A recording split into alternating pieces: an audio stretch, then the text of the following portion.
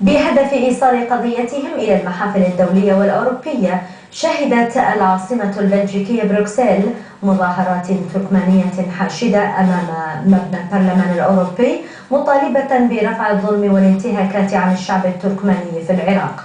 وحمل التركمان خلال المظاهرات التي دعت إليها منظمات المجتمع المدني التركماني في أوروبا حمل أعلام الجبهة التركمانية العراقية ولافتات طالبت بحقوق الشعب التركماني وحمايته من المخاطر المحدقة به.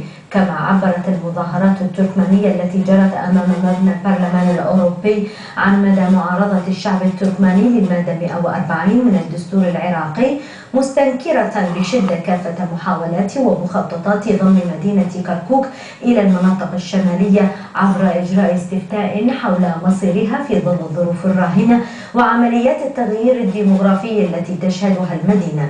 وفي لقاء مع فضائية تركمانية قال جنيد أوتشر رئيس الجمعية التركمانية في هولندا أن المظاهرات التركمانية جاءت احتجاجا على الضغوط والانتهاكات التي يتعرض لها التركمان في كافة مناطق تركمانية، ومنح مدينة كركوك وضعا خاصا عن باقي المدن العراقية.